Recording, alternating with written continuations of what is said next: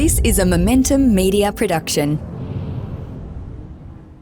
Property Finance Uncut, the must-listen podcast for anyone with a mortgage.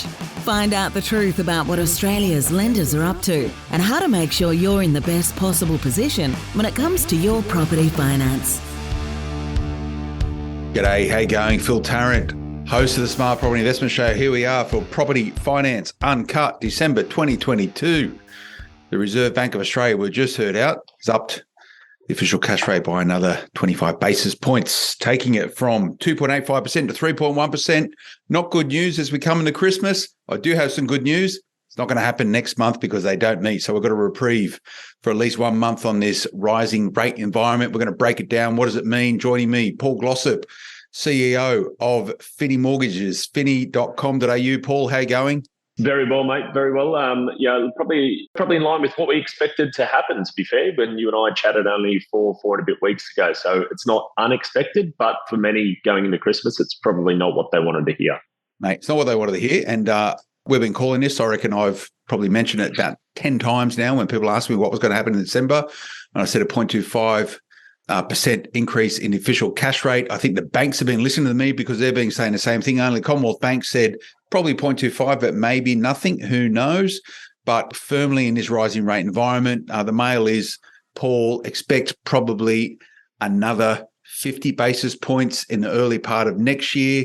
Everyone with a mortgage, I think for every $500,000 you have in mortgage debt, you're probably in for about another $75 a month in interest repayments as a result of the 25 basis point rise. That's going to hurt a lot of Aussies as we move into Christmas, Paul, particularly those with big mortgages. It is, to a degree, mate. I mean, it depends, I guess, is kind of the scenario here. And we've spoken about this a couple of times where we're coming into what is this fixed rate to variable rate cliff. And we spoke about there's probably three main big wedges of people or cohorts of buyers or owners of property and owners of debt who are going to either feel the pinch immediately, feel the pinch in maybe 6 to 12 months, or feel the pinch in maybe a year or two. But irrespective of when, they are going to feel the purse strings tighten. But this is probably the time, as we've talked about, that really everyone needs to start understanding what those dates are and what they can do about it. Yeah, so it looks like the official cash rate will probably, in the market's pricing this in, is what's coming out this last couple of days,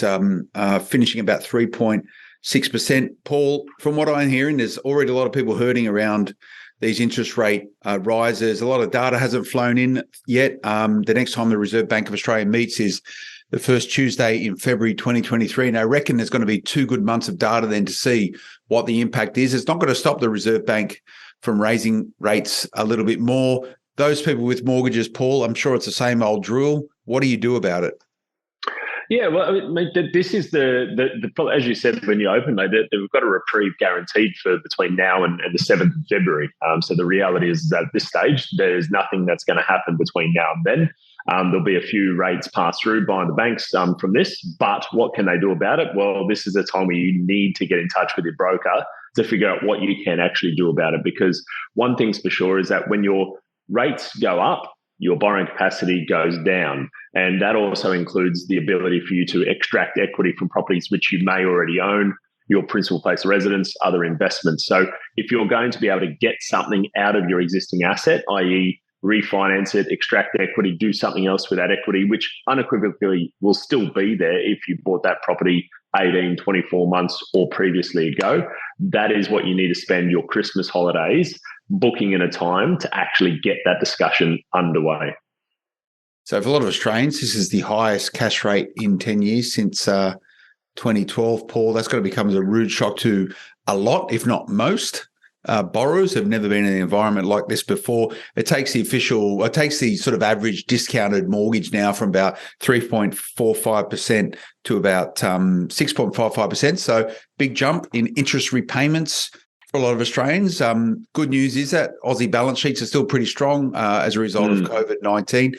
Getting eroded very, very quickly. Already belt tightening is happening. Where would you be concentrating on tightening up the family budget, Paul, if you're thinking about keeping an eye on the bottom line? Mate, it's a good question because I think there's some of the things that a lot of people now have to really start considering. Before I answer that, though, I think you'd probably take us back to your comment that you just made, is that this is probably the highest rates that most people have seen in a decade. I did a bit of, searching as to what price equivalents were 10 years ago in a couple of key markets, which I'll refer to Sydney for today. We might do February, might do another major market. But if you're in the heady heights of Mossman, the average house price in Mossman right now sitting a touch under $5 million, $4.8 odd million. 10 years ago, when the rates were the same as what they are now as of today, the last time interest rates where they were today, what do you think they were, Phil, as a bit of a trivia punt question for you as the property investment guru? It's got to be depressing, I reckon. Median or average? Doesn't really matter. Median. Let's go median, because there is some variability in that market. In Mossman in 2012, 1.97 million. No, you're not bad. It was about 1.7. Not bad at all. 1.7. Now, if we look at that as obviously a very exclusive and very, very tight market, it always has been a very pricey market. We go back to markets. Let's go to the southwest of Sydney in Campbelltown, which was obviously and is still a very much a gentrifying fringe market to Sydney. Current house price there, average, you're talking around about $704,000. 10 years ago, Phil.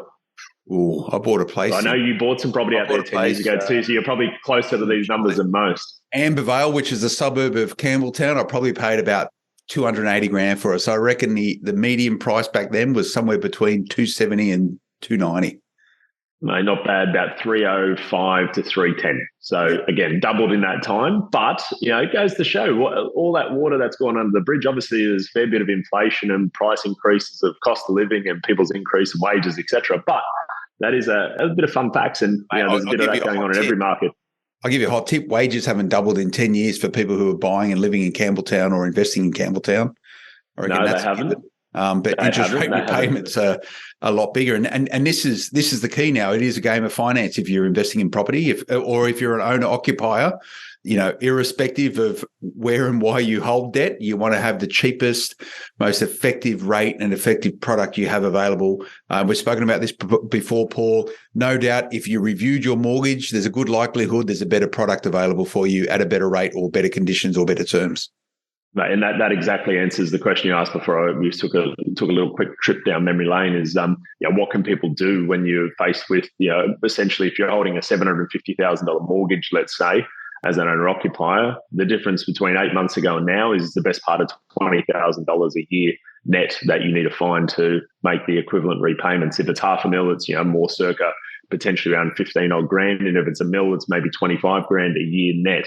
The reality is most people haven't seen those pay rises, but there's two things. One of which is your rates, going back to that aspect of where your rates sit, the differences in variability. For owner occupiers at 80% LVR, there is still certainly plenty of lenders out there, mainstream Big Four, as well as Tier 1 lenders who are in that 4.7 to 4.9% interest rate for an owner occupier sub 80% LVR.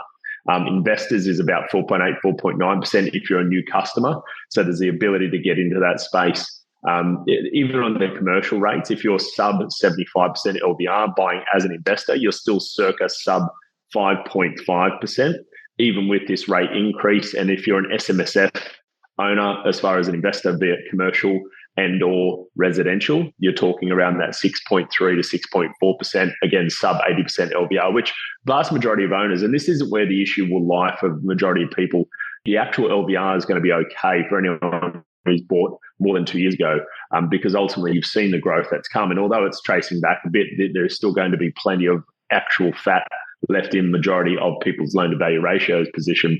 The other component, I know you get a lot of investors listening to this as well, mate, is that where people, and I'm finding this a lot more too, is that when we're doing reviews on mortgage applications, is that people are asked the question about what are your current rents? And our brokerage team will also do a bit more of a background dig on what your actual market rent should be versus what the rents that people are achieving are. And there is some big discrepancies there too. So a lot of people aren't realizing that they're leaving a lot of their serviceability as well as just genuine money on the table. We've seen in some cases 20% increase in rents. So if you haven't had that conversation with your property manager as an investor right now, then that is the other thing that I'd be getting busy doing over the next month or two. That's a good point. Probably there's two. I reckon there's two areas which are undercooked at the moment. That is people who should be doing a rent review, because there's probably a bit of fat there. You got to consider vacancy rates right now. Do a rent review. I'd also be doing an insurance review while you're doing that, because a lot of people are underinsured at the moment, where their replacement value to rebuild your house, owner occupied or otherwise, is different. What I have heard, Paul, and maybe give some insights into it, that some lenders are starting to view rental income differently, where rather than just doing a 50% discount on any rental income, they're considering it. They're giving you a greater percentage of the rental income as a way of addressing your serviceability. And that's on the basis of rental vacancy rates are so low, the likelihood of not having a place rented right now is pretty low. So that's increasing serviceability for some investors, despite the fact that rates are going up. Mate, that's a brilliant point, and it's probably something that's flown under the radar a bit over the last month or two. Is the fact of the matter is, let's say hypothetically you earn $1,000 a week in rental income. You might have 2 investment properties as an example. Most of the banks have been shading that by probably 70% they'll take of that total amount, maybe 80% in some cases. So in that same instance, they'll actually service $700 or $800 a week. A lot of those lenders are now looking at more like 90% of that total income they'll take. So in that instance, you're talking another $100 a week on minimum on that rental income, or $5,000 a year in your serviceability. So that goes a long way when you're saying that's only been a change in the last month or two. And people say, okay, well, there's been rate increases that erodes my serviceability. But if you look at under the hood, and a good mortgage broker will know, hey, there's this lender now who's actually servicing your actual rental income at a higher rate, then you're actually able to then increase your servicing as opposed to decrease it in some of these instances.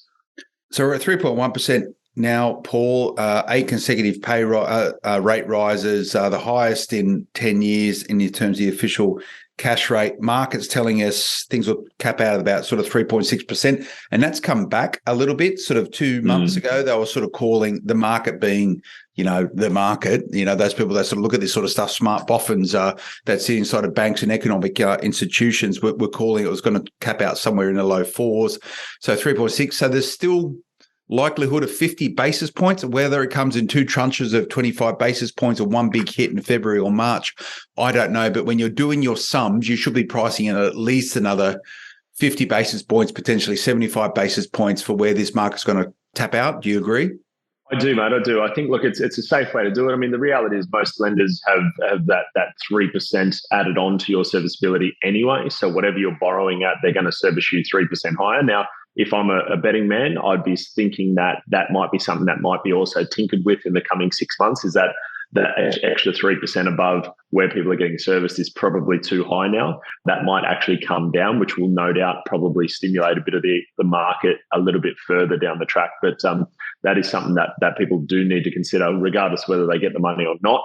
Always make sure that buffer of circa 2.5% above the market rate. And if you're, like you said, mate, putting in another 0.5 on top of that 3.1, that's about where it is. And I think it's worth noting, mate, and I think you had a chat with Louis Christopher only this week, I believe, and I know he put out his boom and bust report talking about 4 major instances or scenarios and what the likelihood of each of the major markets would be. And I know this is more about money, but it's also, for me, probably to give people a little bit more confidence as to where the markets are expected to go on worst case scenario, best case scenario, and somewhere in between.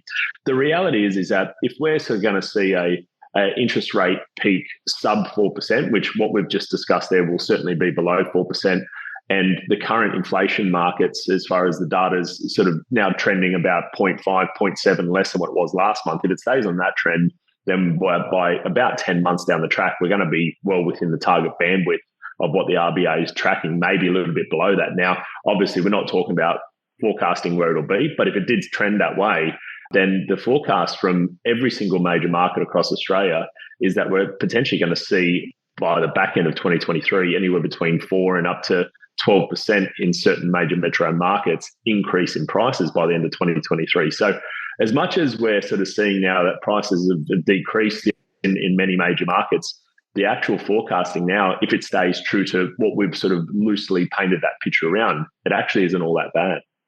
Well, some economic forecasters are saying, well, maybe there might not be any more rate rises. We're getting towards the top of it, and the RBA will keep a real close eye on this. The thing is, what do you do about it? Now, Paul, makes good sense to review your mortgage, health check, whatever you want to call it. And no doubt that the team over at Finni Mortgages can help out with that. Should you be extracting equity? Because a lot of Aussies got equity in a home right now. And to your point, getting ready for favourable buying conditions. And many people will tell you we're in those conditions right now. Should you be getting your money liquid? So if you are looking to buy, you can buy at that point in time and get a mortgage pre-approval so you can hit the ground running if and when you're ready. You set me up, Phil. But mate, we've been harping on about this for 5 months. They're very leading questions. Very leading questions. They're not the tough questions. These are the easy questions. But the reality is that you and I, we speak about this. That this is what the clever, not only owner occupiers but investors are doing. But you and I both personally, I know within our own portfolios, have been discussing this for a long time. And basically, the back end of this year is that this is the high water mark that we've had as far as the valuations of property is concerned. If you're not pushing hard to get that money liquid and get it out so you're able to actually start getting busy towards 2023 or beyond, you're probably missing the best opportunity we've had over the last 4 or 5 years. And that's what I've spent my time with my brokers at Finni. And I know you're doing the same thing, mate, is that personally doing that right now, because if I'm seeing an opportunity, now is the time to get that money out of those assets and actually liquid, ready to buy. So lots of ideas there, Paul. I think the catch-all is be proactive, get involved, take control of your mortgage finance. Tell us what our listeners should be doing, mate.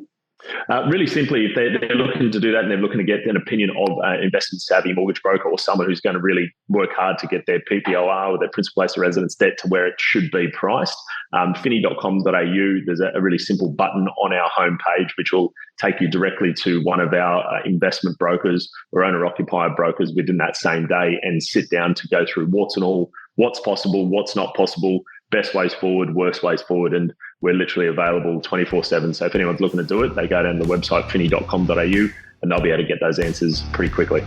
Paul Glossop, CEO, Finni Mortgages. Thanks for your insights, mate. Thank you.